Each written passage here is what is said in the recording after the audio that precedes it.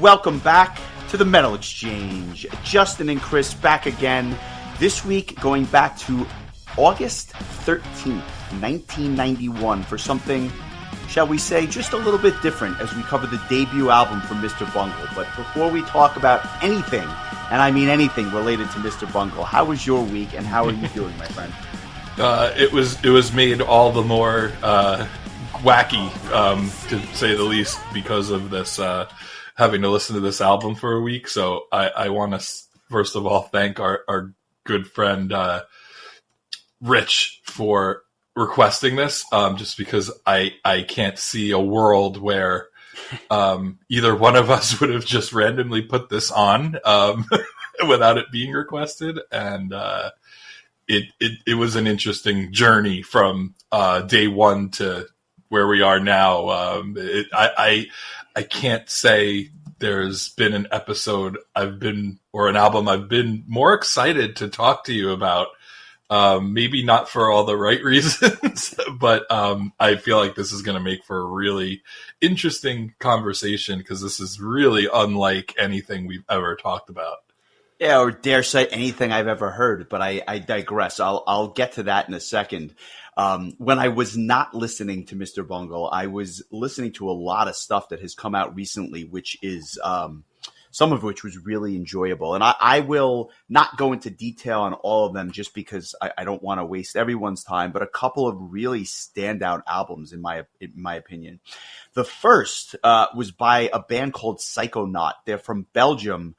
I think they're considered like post-metal, and to this day, I don't understand what that means. To me, it's like I can hear it. I know it when I hear it. I'm fans of certain bands like The Ocean and now these guys, but I could not define it for you in a sentence. So it's really hard for me to describe. But if you can appreciate the description post-metal, these guys are certainly that. There's elements of prog rock, prog metal, some 70s influence with like Zeppelin and Pink Floyd. Suffice to say, their new album, World Maker, was really, really good. And I was blown away the first time I heard it. So I went back to it multiple times, and I've actually enjoyed it even more with each subsequent listen. Have you ever heard of these guys? And what are your thoughts on that genre? We've never really talked about post-metal. I have a hard time really understanding what post anything is. Like I know like bands like Bush and Stone Temple Pilots are kind of considered like post grunge. And then there's like, I just like, I don't know if it means that like they kind of, at least with post grunge, it felt like to me, it was like in the ballpark, but it missed the peak of the era. So that like, it's like, cause grunge really wasn't a hugely popular thing in like 94, 95. At that point, it was starting to wane, I think, from its like heyday in 91, 92. But I don't know. It might be something that I need to like research, but like post metal just it's like after the metal, like I'm being like, like specific, what's the word I'm looking for? Like, I don't know. You caught me in a question I have no clue how to answer. I'll accept that because I can't answer it either. So therefore, that's the reason I asked. Needless to say, I'll post a song from these guys this week. Just really impressive album. And in a completely different vein, Memories of Old have released their sophomore effort. This was something that wasn't even on my radar. I didn't realize that these guys were going to continue after Tommy Johansson had left the band. But alas, here we are. Their new album, Never Stop Believing, has come out. And I've gotten a lot of positive feedback, and I've seen a lot of good reviews for Noah Simmons, their new vocalist who joined the band last year. Really impressive power metal, full of saccharine sweetness and all that stuff that you would expect from a band like this. But if you're, I guess it scratches the itch if you're looking for that happy style of power metal with symphonic elements. I think you could do a lot worse than this album. And I think it's something that you in particular will definitely appreciate and enjoy.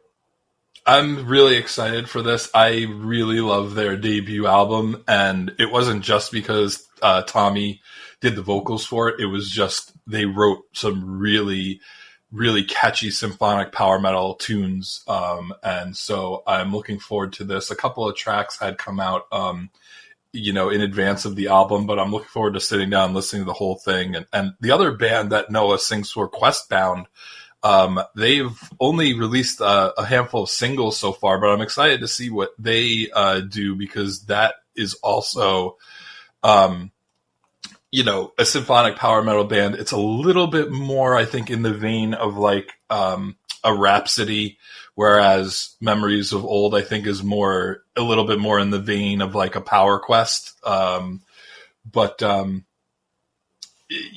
way, like I really enjoy his vocals. He's definitely new to me, and I look forward to listening to this album. I was disappointed when Tommy left, but I also realized that, Tommy's a busy guy. And speaking of which, he has posted some really fun videos on his YouTube. I don't know if you heard his cover of Fear of the Dark, that he kind of mashed up the Halloween, the horror movie theme into, and it really made for an awesome track. And he had his Majestica co-guitarist, Petter, who apparently has a pretty awesome set of pipes, because he did some of the vocals on this too and sounded great. That was really good. He also did a cover of Dr. Steen by Halloween, and a guitar cover of the instrumental theme from Back to the Future. So a couple of fun tracks for the Halloween season. Definitely recommend. His YouTube channel is chock full of lots of fun, like interesting covers and stuff like that. So I wanted to kind of just point that out. I felt like it was an obvious pivot from Memories of Old. Nice. It certainly is. And his YouTube channel is wildly entertaining. It's interesting because you never know what he's going to play. He had done I feel like he's taken Pelike's place as like the great YouTube metal artist who does wild covers. Pelike has really kind of like gone on to like really focus on anime covers, which is really interesting. I mean, he must be like doing well with it, because he doesn't really do a lot of the like traditional song covers anymore. But I always felt like there was more destined for him, like in a band. Like he those 2 Damnation Angels albums that he was on were really good, and I just always was like, I always thought he would get like sniped by like a Dragon Force or somebody like that. But he's decided to do things his own way, and he's got an incredible voice, and he's an interesting story. I'd love to talk to him. Yeah, that would be a cool interview. We should probably try to get that on the calendar. It's funny because Tommy Johansson had put out a cover of a song from a cartoon that my kids are really into, called K-pop Demon Hunter, and it's exactly what it sounds like. I mean, the name doesn't leave much to the imagination, but when I played them the song, they were shocked that it was like metal-fied, and so it went over really well in my house, to say the least. I may even put that on our Song of the Week on Sunday, just because I think it would be really interesting. But tell me what you've been listening to. I'm curious. Sure. Let's see. I updated some or uploaded some more playlists to Spotify, so check those out. A lot of interesting singles have been dropping, and then I asked you to kind of send over some recommendations for albums I might have missed this year, and so I tried to pluck some songs from those albums as well. I didn't realize I had like enough material to drop 2 additional playlists, so I threw those in there. One of the last tracks on Volume 15, or the last track, is from the Blood Sky album, 25 in Roman numerals MMXXV. Our friend Rich, who incidentally requested the album we're going to talk about today. This was his baby. He got the great Michael Mills from Toe Hider to do the vocals on it. And as you know, it's been our theme song for the podcast for quite a while now. And now there's a whole full-length album. You can find it on Bandcamp. went ahead and purchased it the other day, even though he had sent us a copy. I wanted to support our friend Rich. It looks like I also posted it on some of the Prog Power groups, and was seeing some nice feedback. Like, people were really impressed with it, and I think it probably helped Rich's case that he had a vocalist that people recognized, and probably were interested to hear what his voice sounded like on a power metal album, because they were so used to hearing him do Arion or his band Toehider. So the song Code in the Sky was probably one of my favorites from the album, so I used that on the playlist. But definitely check out their album at bloodsky.bandcamp.com and support Rich, because I think they did a really nice job here. For like a self-produced album, the production is really strong, in my opinion. So that was definitely a highlight. There was another album that you had recommended to me, and we literally posted it to our social media earlier today, and it was from a band called Arcane Tales, and I think that you had mentioned it either last week or the week before. I finally got a chance to listen to the whole album, and boy, you weren't kidding when you said this was like a throwback to early Rhapsody. There's literally a song called Frozen Rhapsody on the album, and it was almost like somebody froze Legendary Tales and then defrosted it all these years later, and it's good stuff. My understanding is that it's kind of like a one-man band type of situation by a guy named Luigi Serrano. And like, if you go to the Arcane Tales entry on Metal Archives under members, it just says Luigi Serrano everything. So there you go. Speaking of like a self-produced or whatever, it's pretty cool that he does this. It apparently was a 5-piece band early on. They broke up in 2002. Luigi resurrected it as a solo project in 2008, and it's just been going on with him under the banner since then. So I didn't know this, but there's like 8 full-length albums already. So cool stuff. I recommend this album. It might make my year-end list. I definitely want to go back and listen to it again, but that was a really cool recommendation, and you definitely know your audience, because you recommending this to me was kind of a slam dunk. I had no doubt you would enjoy it just because of what it reminded me of, and I thought my comparison was apt. So, yeah, I actually think Frozen, that song that you mentioned, is one of the better songs on the album. I thought the album was good, but that was a standout track, so I'm not terribly surprised.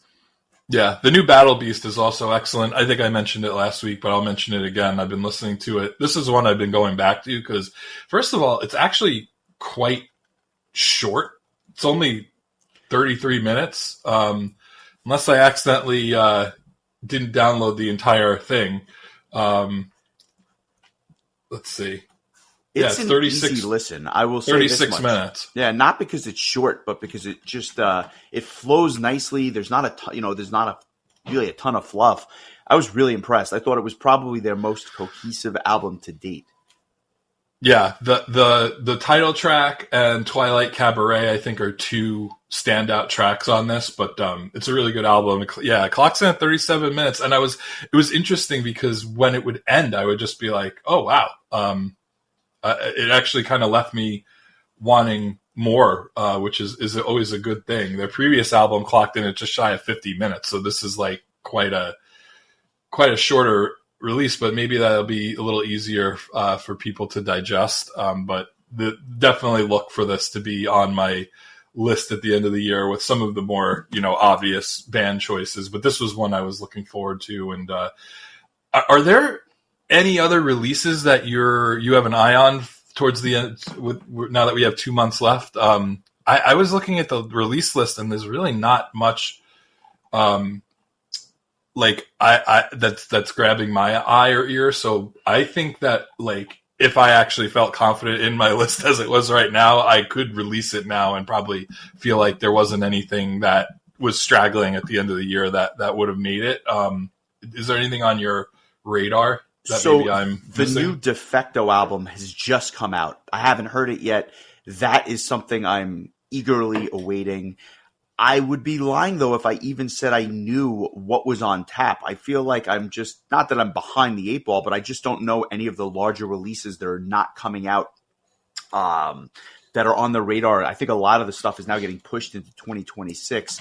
But the Defecto certainly comes to mind. I have to spend some time with some other albums that have recently come out, but that is probably the biggest one that I can say with confidence.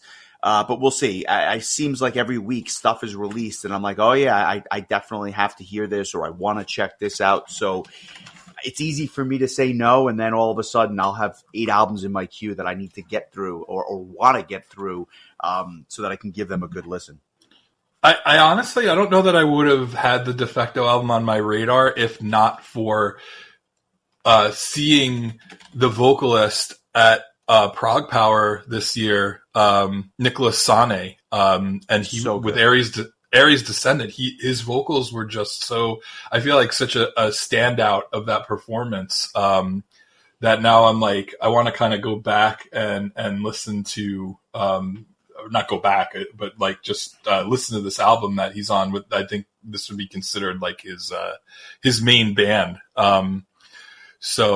Yeah, definitely going to check this one out as well. But yeah, beyond that, I did like look at the release schedule and I was just like, like a band would like pop up and then I'd look at it and it'd be like a re-release or a live album or a compilation of some kind. And it's just like, yeah, I think I'm in pretty good shape for the year. So now I can spend kind of the last 2 months just kind of re-listening to stuff and kind of finalizing that order. It's like my favorite time of year when I'm not scrambling to catch up. And believe it or not, I have like literally just a handful of albums that I want to listen to still. So yeah, I'm feeling like I'm in a much better place than I've been in recent years as far as being ready to put the list together. God knows I'll probably delay the episode a week or two as per usual, but because I get a little anal about the list being perfect, which, God knows, like we talk about it all the time, like our order of things could change day to day depending on what you're asking us to order. So I think there was a conversation in our Facebook group about listing your favorite 5 Queensryche albums, and I think you were said this could change from day to day. So it's just some things are hard to rank, Yeah, I think that is mood has a lot to do with it for sure. And I don't think it's any different than my experience with Mr. Bungle this week. Before we talk about anything with the band, let me just tell you a quick story. I was in my car and I was driving to work. Now, I want to be clear. I don't drive to work. I take mass transit because I live outside of New York City and it's just a pain to drive in. But I had something that I had to do after work, so I needed to drive to my office. And what usually takes me about an hour or so via mass transit door to door, maybe an hour and 10 minutes, I was in my car for an hour and 40 minutes in New York City bumper to bumper traffic with people weaving in and out and people driving all over the place, and the GPS, for all its wonderful help, telling me to go every which way to save 30 seconds of this insane commute. And I took that as the opportunity to listen to this album for the first time. And I thought I was going to have a panic attack. And thank God I've never had one. But as I was driving in my car and listening to this album, I almost had to turn it off. But I said, I'm going to get through it. And then the album ended and I put on something else. And the last half an hour of my drive was, dare I say, pleasant. But my first listen to this album was not pleasant, to the point where I didn't know if I wanted to throw something, crawl in a corner and cry, just leave the car on the side of the road. All of these things flew through my head at one point or another. It was a hell of an introduction. That is probably the last situation I would want to have to listen to this album for the first time in. Maybe even now that I know the album quite well, I still am not sure that would be an ideal situation, because if there is one word to describe this album, and God knows we're going to use a lot of words, but chaotic is going to be the word I use. This is the most chaotic album I've ever heard, and not just like the wild, like, just genre bending, just bouncing around. I think I'd said to you yesterday there were parts that I would like start to enjoy, and then the song would just take a U-turn into like a completely different genre or style. Like this was something that I'm very glad we had time to like digest a little bit, because if I based this off of the first listen, I probably would have given it like a 2 and just been like, this is absolutely terrible. I feel like the 2 might have been generous. And like, and not only that, but it's freaking long.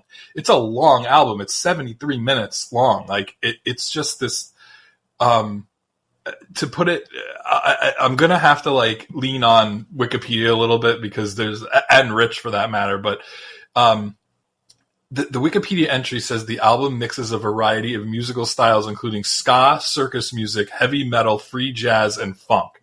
And so that's imagine all correct. Yes. Like every one of those is spot on.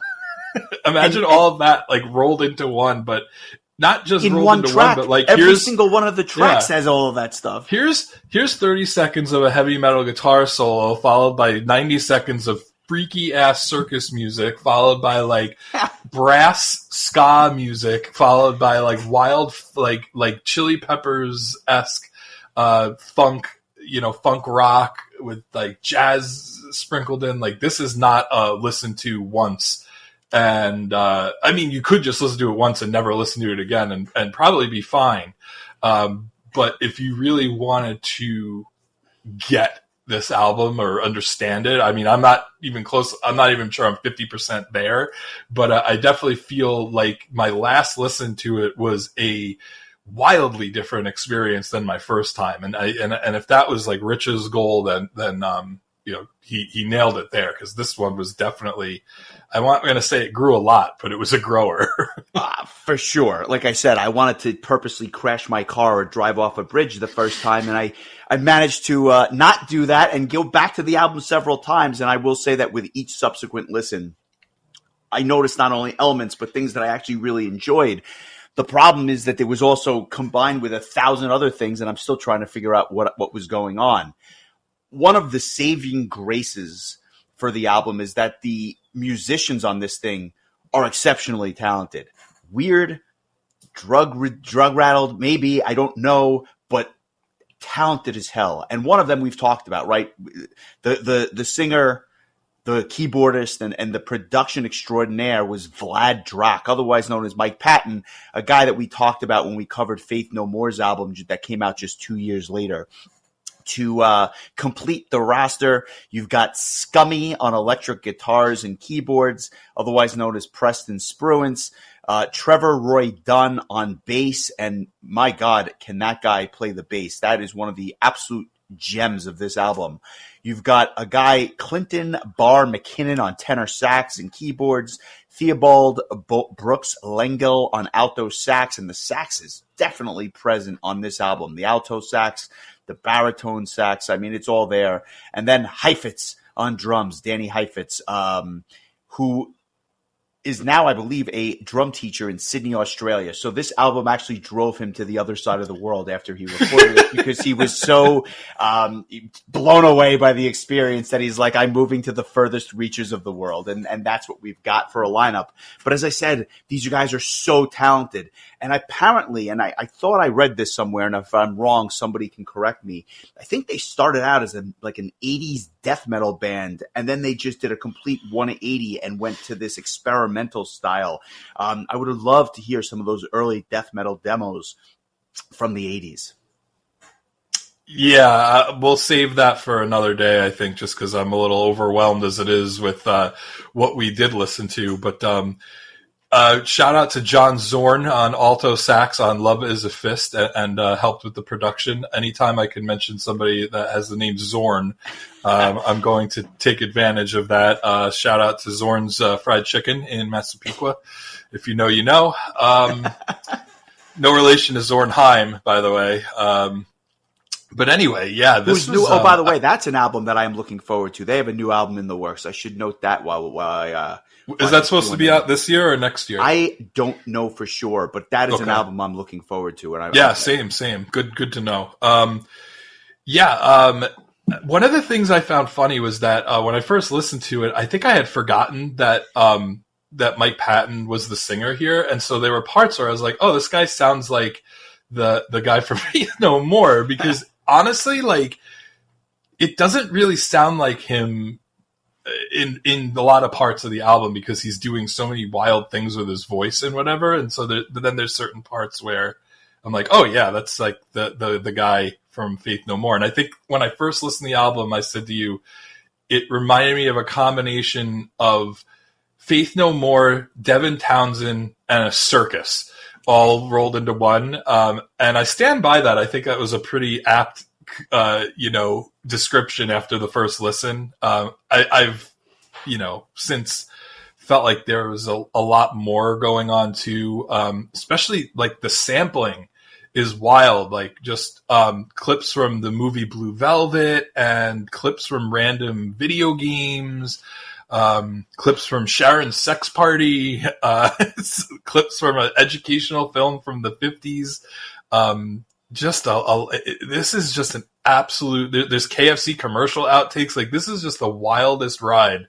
And it's funny because the reviews generally, oh my god, they're all over the place.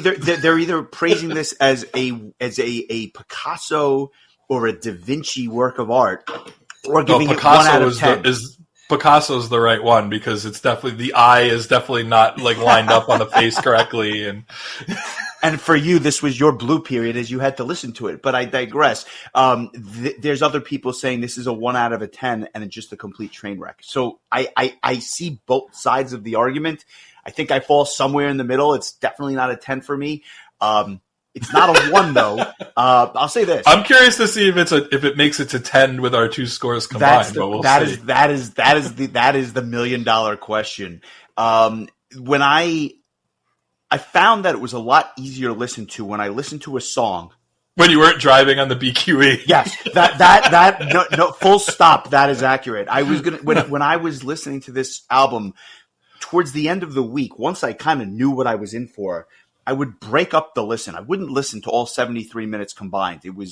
I found that not to be a chore, but I didn't really appreciate what was going on. But if I listened to a song or two, stopped, and listened to another song or two by like bifurcating the process, it actually made it a lot more enjoyable. I don't know that speaks well of the album, but I think it speaks well of the individual songs on the album that I could appreciate them in a silo. That's fair.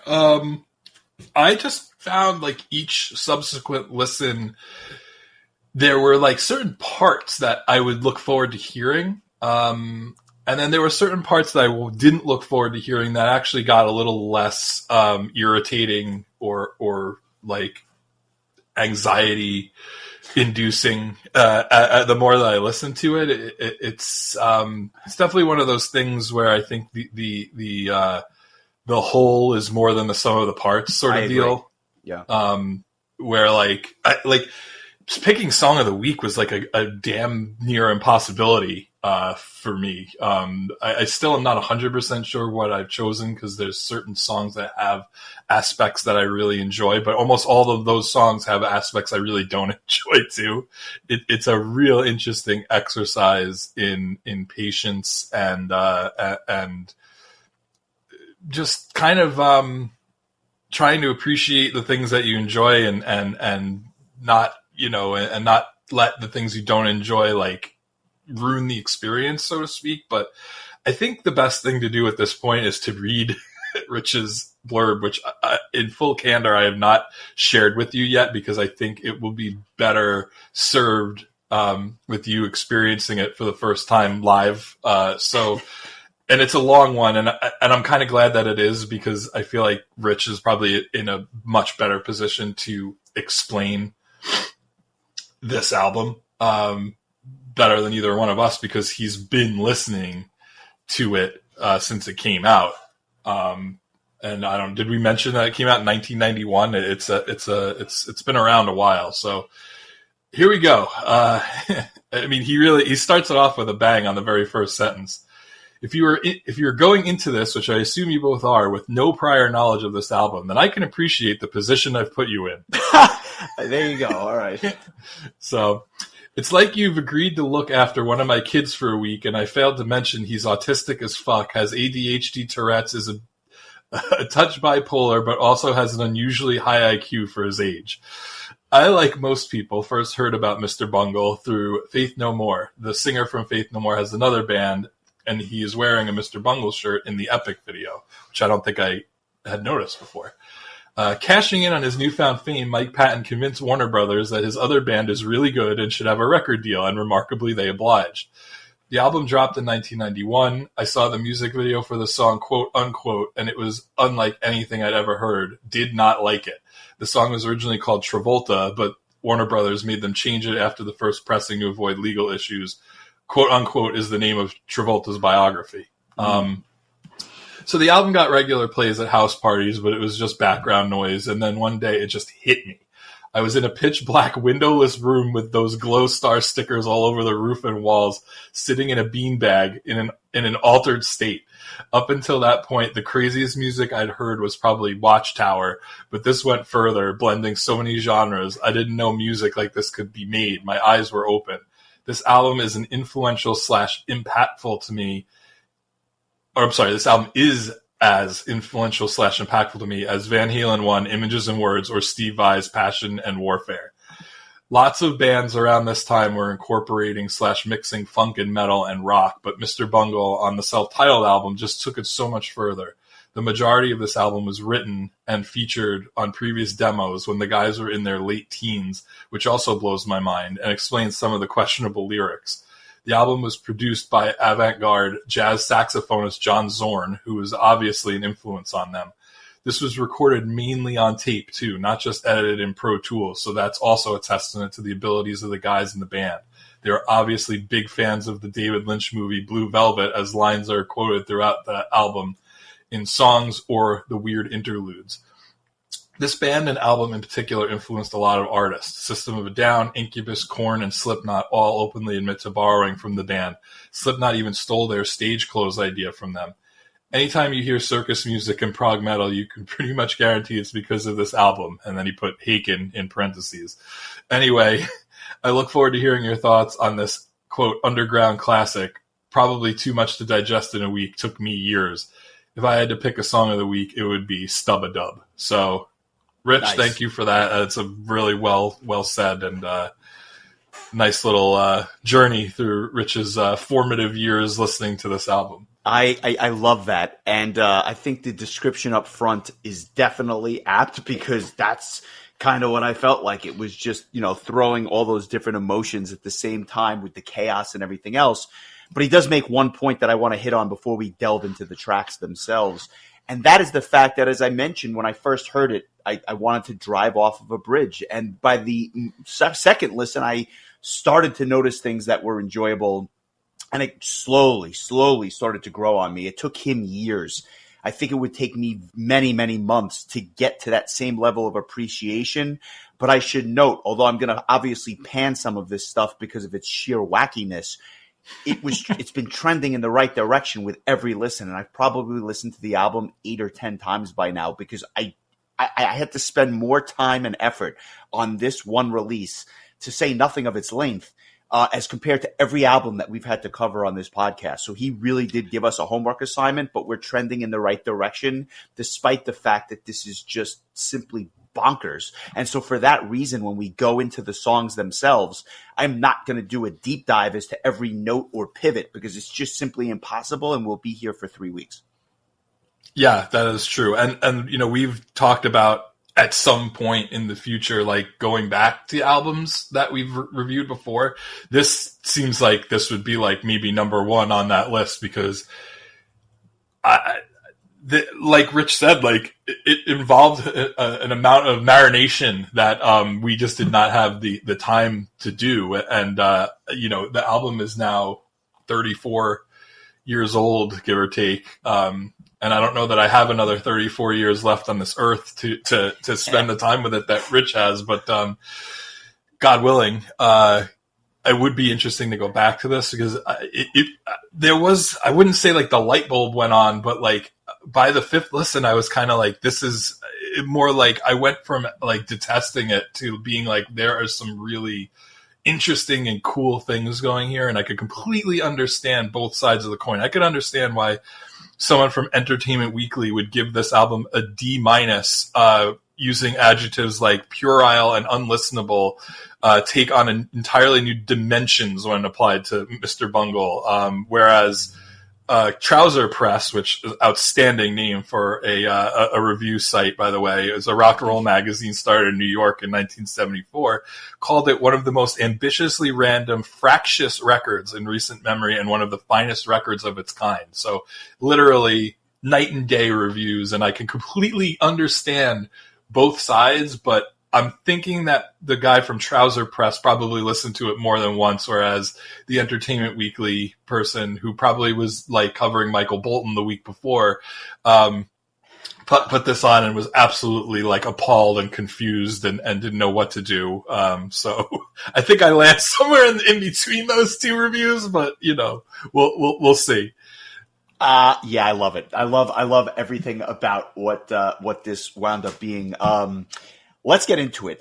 When I first put on quote unquote, I literally had to start and stop it, I think 2 or 3 times, because it starts off, at least with the volume that I had it on, with like 32 seconds of silence. So right at the bat, that was like a tell for me. Did it scare you when it started? Because at least on 2 separate occasions, I was like, I forgot within the 32 seconds that I would put the album on, and then it would start and scare the hell out of me both times. I didn't know what was happening. I didn't know if my internet was going down because Cuba's wasn't working. I didn't know if I was having issues with the Bluetooth in my car. I had no idea what was going on. And then all of a sudden, it starts off like a circus. And your analogy of Devin Townsend and the circus act was spot on. And I actually had that in my notes before you said it, but I want to give you the credit because you are right. And then it's all of a sudden, those Faith No More like vocals kick in right down to the rap sections, which is, again, there's rap on this album. Patton is rapping over the top of this circus cacophony of sound. I actually enjoyed some of the jazzier bits. I think the technical proficiency was on display, but more than anything, that mix from 1991 was really awesome. Like, this is not an album that you need to remix. It sounds great, despite the fact that they're blending all these different genres. I feel like over polishing it too would kind of take away the whole point of it as well.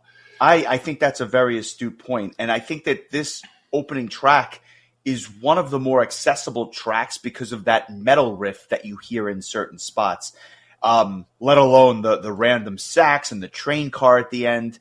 That saxophone is like a broken saxophone to me, and how it's just it doesn't sound like your typical sax solo. And so I kept thinking about Sesame Street, because when I was a kid, I used to watch Sesame Street. And I don't know if you know this, but Ernie used to sing a song called Put Down the Ducky, because what happened was I remember that he quite was well. holding the ducky and it was screwing up Hoots' sax solo. And that's what I kept thinking about on this song, that the saxophone was broken because Hoots wouldn't put down the ducky. And that's my thoughts on quote unquote. Wow, I didn't think that we would be getting Glory Hammer drops on this one with Hoots. Different Hoots. Different Hoots. That's a different Hoots. I don't want you to conflate the two. I have to say, I'm glad Rich brought up Haken, because this is like Haken on, I don't know what the proper drug would be to compare it to, but it definitely has like, it's like a more insane Haken, I guess would be the way to put it. A mad Haken, if you will. The use of dissonance is really off-putting the first time you listen to it, because your ear wants to hear notes put where like they're supposed to go, and they're like, no, we're going to do the opposite of that and just sound like as uncomfortable as possible. And this first song really does a job of laying down, like, I don't know if it could really lay down the expectations of what was about to go down for the next 70 or so minutes, but it does a fairly good job of it. I think it gets weirder after the song, and this actually ended up being one of my favorite songs after a while, as odd as it is. But it's an interesting intro, and I think like it doesn't lull you into a sense of like this is going to be another Faith No More album, and then the rest of it is just like, you know, Mr. Bungle, and you're like, what the hell just happened? No, it's really weird right off the bat. Yeah, and it doesn't that the cohesion that a standard music fan would be looking for never comes. And Slowly Growing Deaf, which is the second track, is another example of that. It starts kind of slower, more ethereal with just keyboards and samples. And the verses actually gave me like a early Porcupine Tree vibe before Porcupine Tree was a thing. And the song gets progressively heavier with a kind of a simple thrashy riff, but it's the bass that jumps out on this song to me and really kind of drives a lot of this song.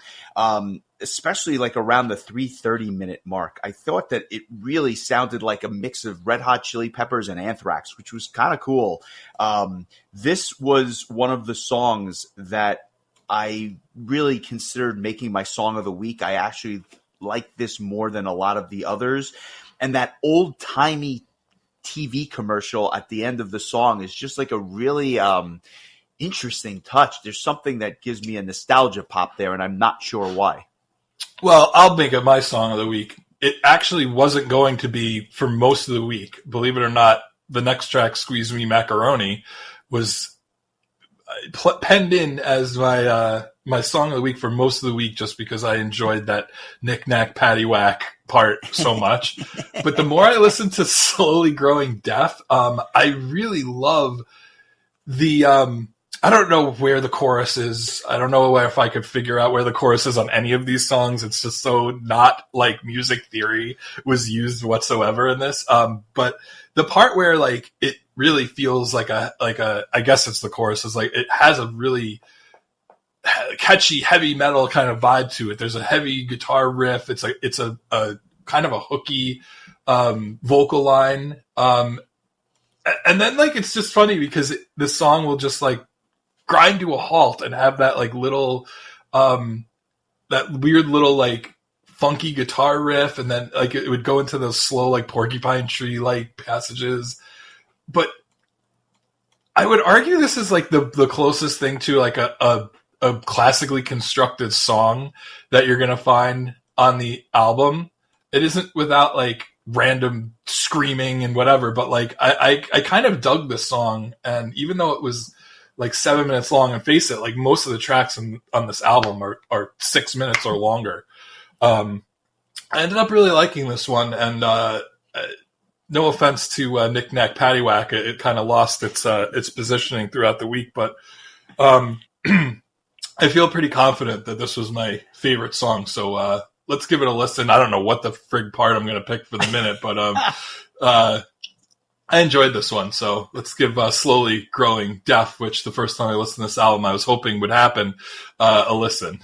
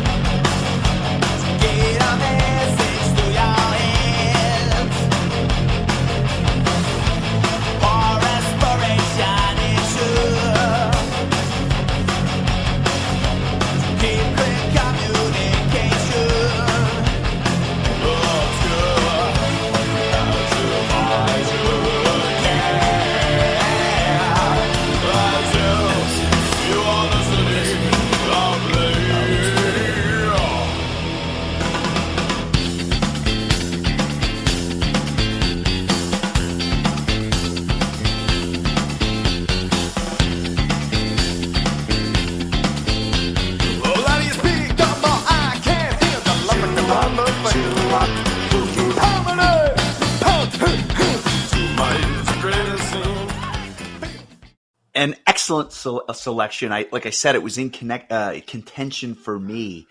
And then we get to Squeeze My Wait, before we move on, there's something I want to throw in real quick, because Sure.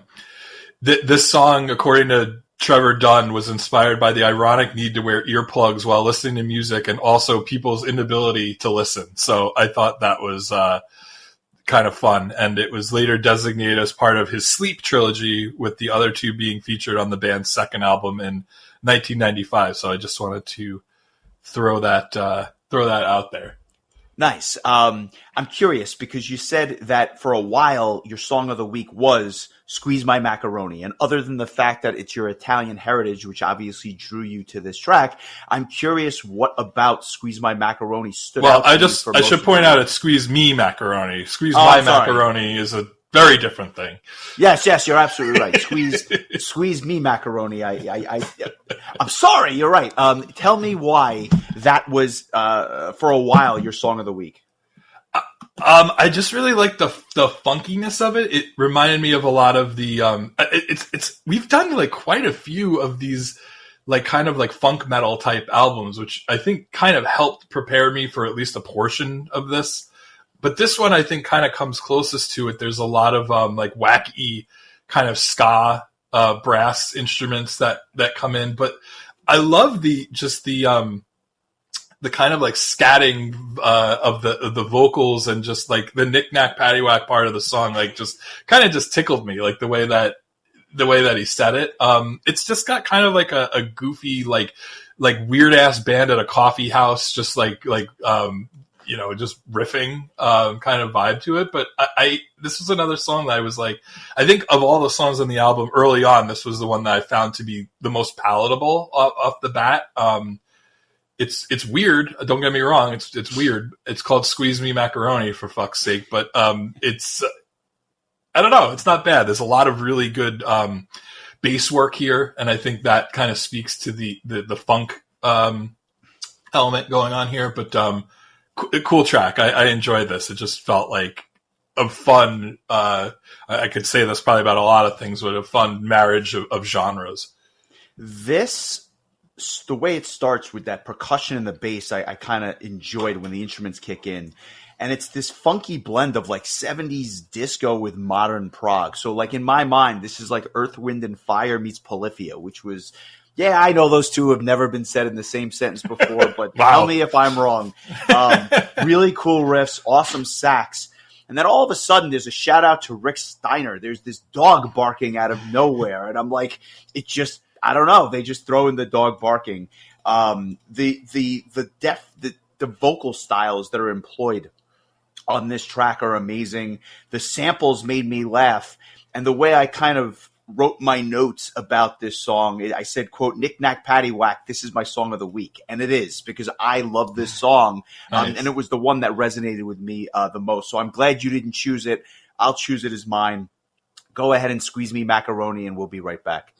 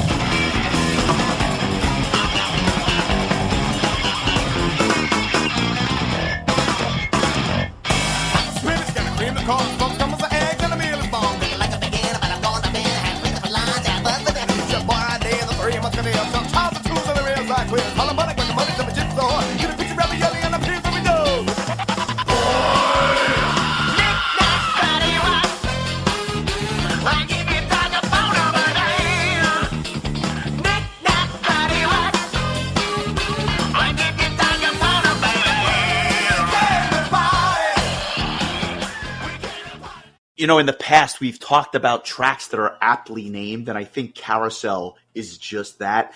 This song is a circus.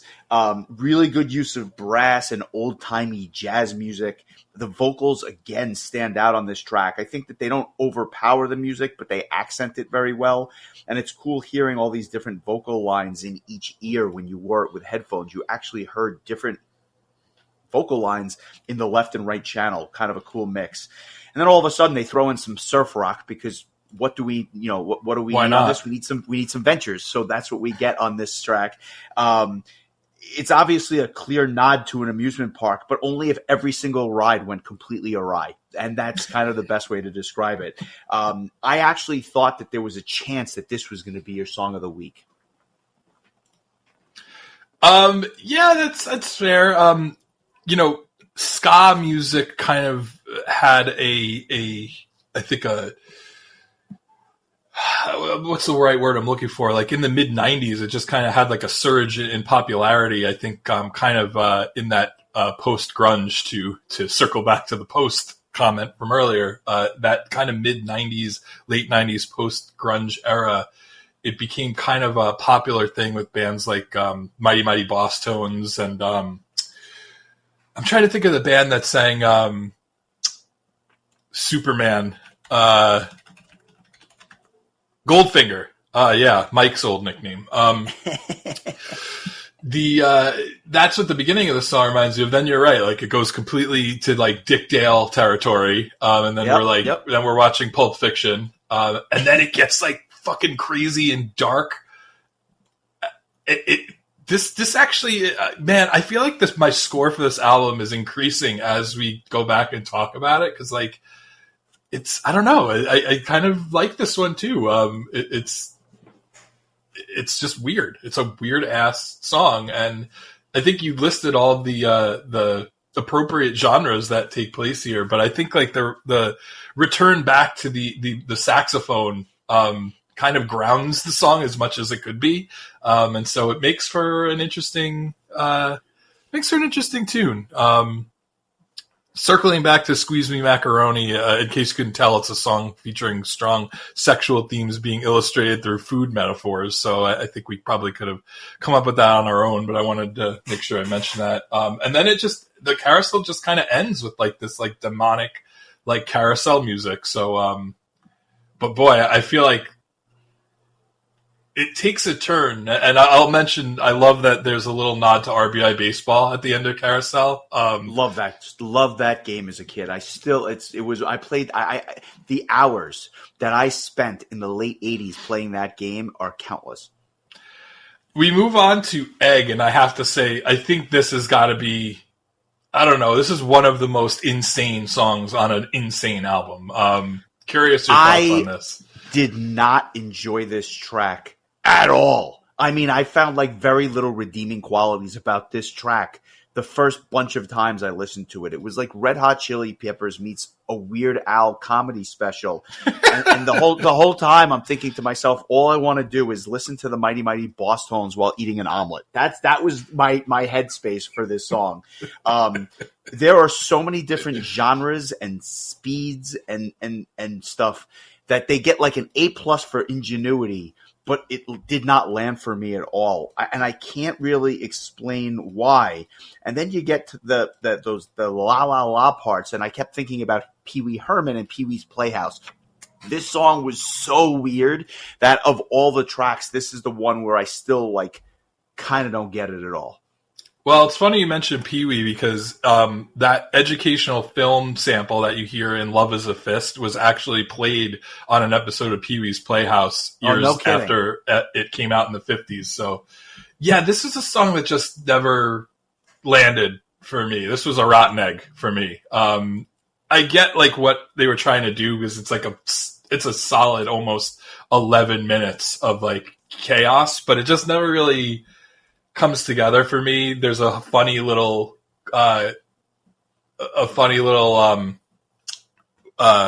excerpt from Altered Beast where you could hear "Rise from Your Grave," and that got a chuckle out of me. But otherwise, like this song was like just a little bit too much.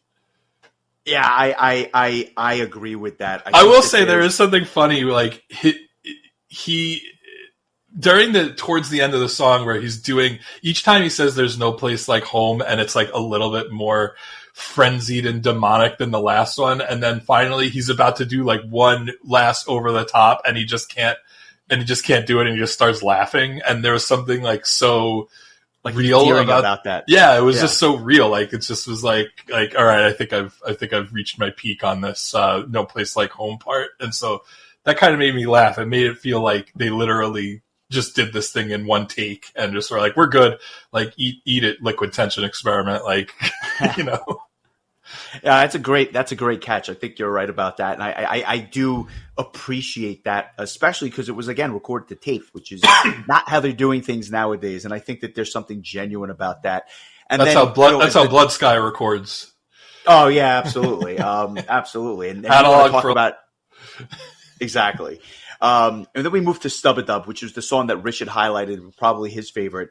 That merry-go-round intro, when the vocals join in, really kind of interesting. And the track very quickly, and I mean very quickly, goes off the rails.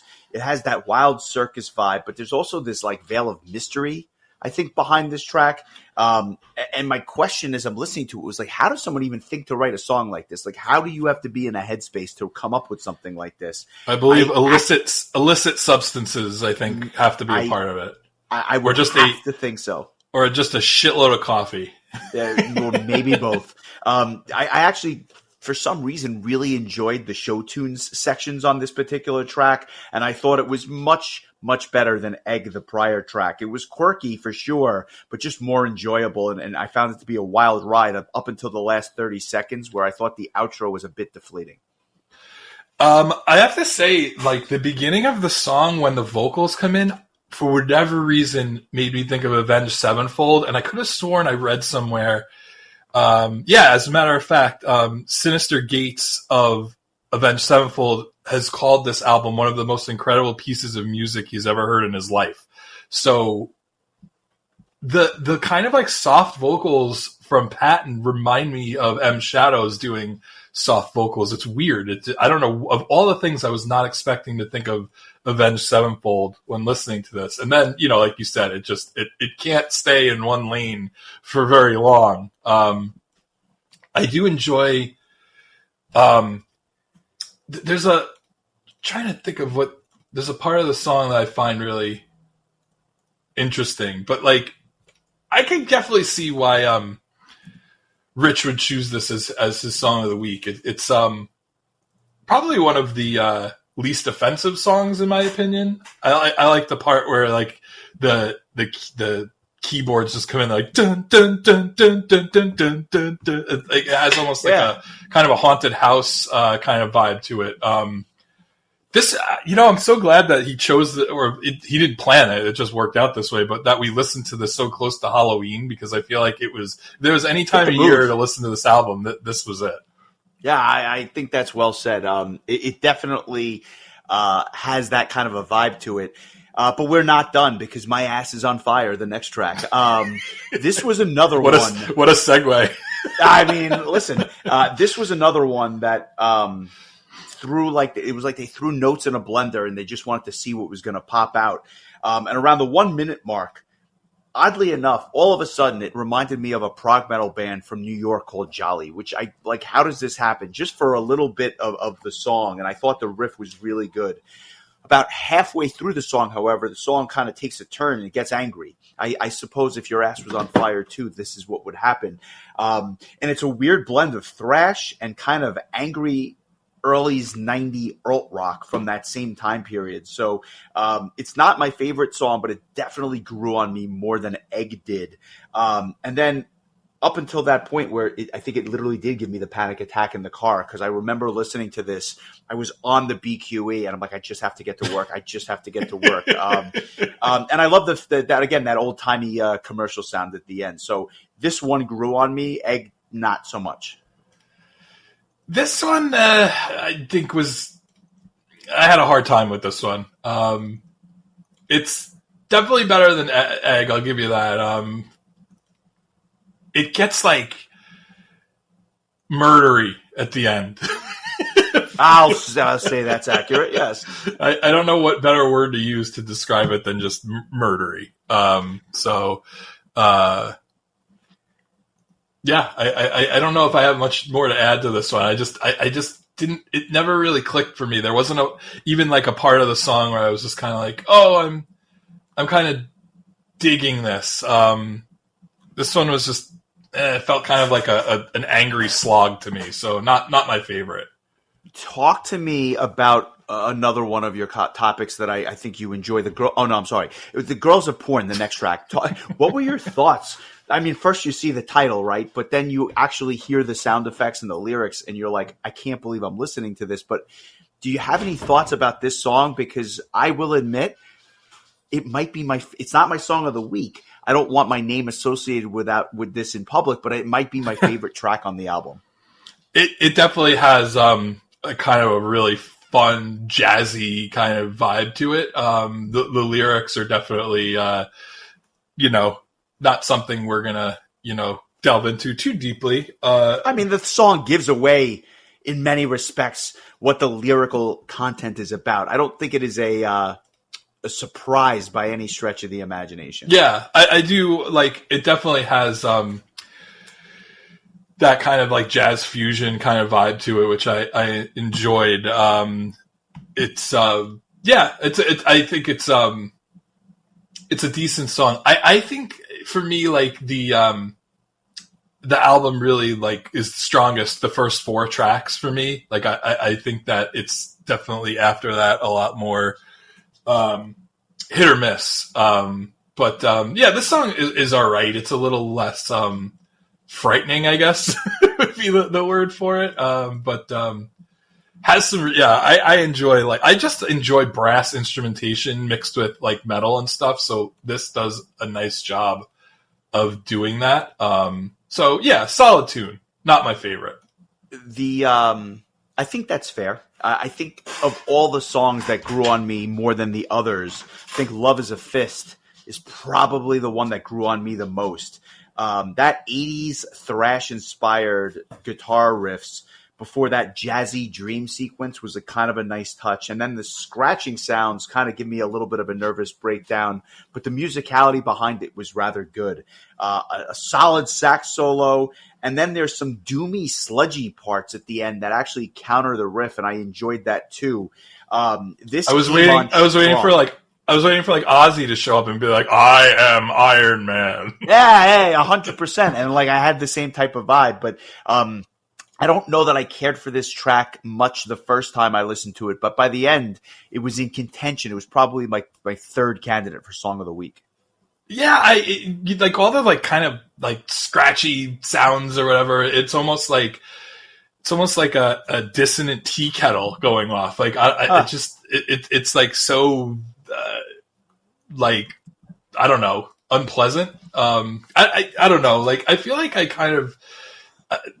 The album kind of like falls off a cliff for me after like with Egg, like, and it doesn't really like regain the enjoyability for me that I had on those first 4 tracks, if I'm being totally honest. And I don't know if I just was reaching like a level of fatigue listening to like an album that's this off the wall, but it's fine. Like, I think at the end of the day, I don't know that other than Egg, there were any songs I downright like hated. But at the same time, I'm just kind of like, yeah, I think I'm ready to, like you said, put on Power Quest or NPR or anything else.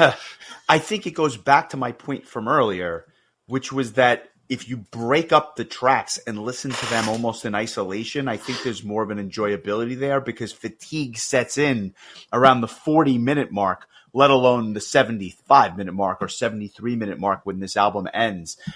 So when I broke it up, I found that some of these tracks towards the end popped a little more. And I think Dead Goon is another one and has that smoke. Actually, just before we go over to that, I want to just one last mention on Love is a Fist. So in 2015, Korn guitarist James Schaefer praised the album, stating, "I love their last album, California, but their self-titled debut had the biggest impact on me. There's a song on there called Love is a Fist that's fucking crushing. That set the tone for us and what we went on to do creatively. They were completely outside the box and just didn't care. They satisfied only themselves. It wasn't about record sales. It was just about creating a band." So, and credit to Korn for doing the same thing in 1995 or whatever it was when nobody else was down tuning the guitars like that and playing what, came to be known as nu metal or a genre groundbreaking sound. So I actually think that there's a lot of overlap in terms of breaking ground, which Korn was doing at that time to what, Mr. Bungle was doing just 5 years before. Would you say that Dead Goon introduced us to Volbeat vocals way before Volbeat did? I don't hear the Volbeat vocals, but I heard Glenn Danzig on this track. Okay. Which I guess is not that far off in comparison. It starts off with that like smoky nightclub feel, and then the bass, which kind of drives this thing. But when the vocals kick in with that jazzy groove underneath, it almost was like a modern prog kind of sound. And then again, the Danzig-like vocals that I heard about midway through, unlike some of the other stuff, this one was a little bit more chill, a little bit more mellow, very trippy, and certainly wacky like the rest. Kind of an interesting way to end the album. It's a song about an asphyxiophile whose actions lead to his accidental death. So a nice upbeat material there. This is probably my favorite song on the back end of the album, and I'm kind of glad they chose it as the end. I feel like it went on a little bit too long. But again, I was getting when Mike Patton does those kind of like quieter, smoother vocals, it reminds me a lot of M. Shadows from Avenged Sevenfold. So I was getting kind of an Avenged Sevenfold, then immediately turns into Volbeat. Like those, I know you hear Danzig, I can't unhear that Volbeat kind of like, like I don't know what my description of Volbeat would be, like hick metal.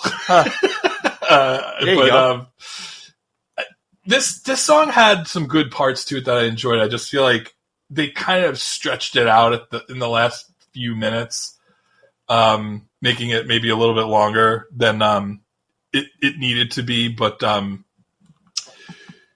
it was probably my favorite song on the back half of the album for sure. And I also just like wanted to circle back because we did have those. What did you think about like the interspersal of the 1950s like educational film where like I have to believe that there really was like this the band was named after this guy in this educational film whose name was Mr. Bungle. It made for kind of like a funny, almost like, we're already dealing with like a million genres, and now all of a sudden we're like rewinding back to like these hokey black and white, educational videos from the 50s. I feel like it somehow fit in with all this insanity in a really kind of fun way. I agree with you. It's weird, it's quirky, but like, would you have it any other way? I mean, if you're going to add samples, why not that? I thought it was somewhat charming and endearing, even though it was obviously weird. Yeah. I don't know that I have anything else to say that I haven't already said about this album, but the biggest compliment that I can give it is that I'm actually oddly curious to hear their other material. And I don't think I would have said that the first time I listened to it. In fact, I probably wish I would have never heard it again. But by the end, I got oddly curious. And again, if I had more than weeks but months to listen to this album, I do think it is something we should probably go back to years from now, just because I think that with time, it would definitely benefit from that, time away and then going to go back to it once you know what the album is, because at least we have an understanding of that now. It's very fair. So before I give you my score, I'll read one last quote, and it was from Steve Huey from AllMusic. He called the album's musical style a dizzying, disconcerting, schizophrenic tour through just about any rock style the group could think of, hopping from genre to genre without any apparent rhyme or reason, and sometimes doing so several times in the same song. Mike Patton's lyrics were described as even more bizarrely humorous and less self-censored than those of Faith No More. And Warner Brothers would go on to promote this record as Patton's, quote, seriously weird new project, which I think is putting it incredibly lightly. I'm going to give this one, and believe it or not, I'm a little bit shocked that it's even this high, but I'm giving this one a 5.5. It started out at like probably a 1 or a 2, and it really grew on me. And I could understand what Rich was saying, that like with time, you can kind of come to appreciate the like all the chaos and marriage of genres and all that. I just don't think a week was enough to do it justice, and I definitely felt myself getting up that hill towards the end of it. But there's so much of it that I didn't like, that like it doesn't the stuff I did like can't carry it further than that for a score for me. But I mean, it's probably the most improvement from listen 1 to listen 5 or 6 of any album I think we've ever covered. Yeah, I think that is spot on, and my score was literally the exact same to the T. I'm a 5.5 as well. Didn't start there, but moved a lot. And I don't know that it would ever be a 10 for me, but I almost gave them an extra half point just because of how original this was. Not that it was my enjoyment of it. I think my enjoyment was probably about a 5, but I gave them an extra half point just because nothing sounds like this, and nothing probably ever will. So God bless that. I wanted to give them a little credit there. Just that little bump up, which I thought was well-deserved. And so that puts a bow on Mr. Bungle. Just a couple of brief news items that I wanted to talk about. First and foremost, Helloween has announced their North American tour for next spring, starting in Dallas, Texas on April 7th, ending in Las Vegas on May the 2nd. I am so excited to see them again. I'm going to try to see multiple shows on the tour if I can. I have a couple of dates in mind. I know that you and I had discussed offline going to see a show. I know there's a couple of different options that are available to you. How excited are you to see Helloween again? Very, especially seeing the set list as it is. I think I had joked to you and our friend Nick that like I need to not look at it again until the spring in hopes that maybe I forget some of it, because there's some stuff on there that's really exciting, but won't take away from the enjoyability of it. It's just a matter of figuring out, do I want to drive to Atlanta? Do I want to fly to Atlanta in about all of 45 minutes from here? Do I want to fly to New York? Those both, the Atlanta and New York shows both happen to be on a Friday, which make those a little bit more desirable. But whatever the case may be, I plan on attending something. It's just a matter of where. Helloween always, they always like have, to me, like not enough dates to cover. Like there's like entire portions of the country that are just, I feel like the Midwest gets screwed the most when it comes to these kind of shows, because like you have to go to like Vegas or Cali or Chicago. Like if you're in like, Cornfield, Nebraska, you're kind of shit out of luck for Helloween concerts. I don't know how much the demand is there, but it's thankfully, Atlanta's not terrible. It would have been fun if they were playing in Nashville, just because it would have been an excuse to visit the city for the first time. I've never been there before, but Raleigh would have been really convenient, but I don't hold my breath for too much when it comes to bands like Helloween coming here. But, Atlanta's doable, or even just flying to New York for the weekend. But they've become just one of those bands that I think of all of their U.S. tours, I think there was only one that I haven't seen them. And it was actually the first reunion with Kisk and Kai. That was the only, I think that was the only U.S. Helloween tour I didn't go to a show for. And that was only because I had a ticket. I just was going through some mental health stuff at the time and didn't think driving to New York and going to see Helloween in a crowded Irving Plaza was going to do me any good. I am so glad that we didn't cover Mr. Bungle when you were going through those issues, because I think we would have stopped the podcast right then and there. I don't think we would have ever gotten it off the ground, to be honest with you. Yeah. I took my Lexapro this morning, so I was ready to talk about this. But nice. Yeah, I'm excited. It's again, there's so many songs that you could be like, damn, I wish they had played this. But I'll say this. I didn't, like I said, I didn't see the first tour. I think that the set list they're playing is better than the set list they played on the second tour. So I'll just leave it. Right. I'll leave it at that. That has me excited because I also think there's more. I also think there's more songs. I feel like the second, maybe I'm just misremembering, but I just feel like the second tour, there were not nearly as many songs as the first, and I feel like they may have added a bit more to this third go around. So, but it's a really nice collection of songs. And one of the things that without watching video you really don't know is that, like, if they were to pull a song out of the Darius catalog, for instance, is Kiss going to sing it? Are they going to sing it together? Like, you don't really know how the song's going to be constructed with the current formation of the band. So I feel like even knowing the set list, there's still surprises to be had. And so I'm excited for it. I'm really looking forward to that. Same here. Wanted your thoughts on Dave Mustaine using his last Megadeth release to cover a Metallica song that he wrote. But do you feel like it needs to be re-recorded? And I should be clear, he is re-recording Ride the Lightning, the title track for his last Megadeth album. Yeah, I'm a little surprised that it wasn't something from Kill 'Em All, just because I feel like linking the last Megadeth album with the first Metallica album would have been maybe a little bit more poetic, but I'd say Ride the Lightning's probably a better song than anything from Kill 'Em All, so like that might be a better choice.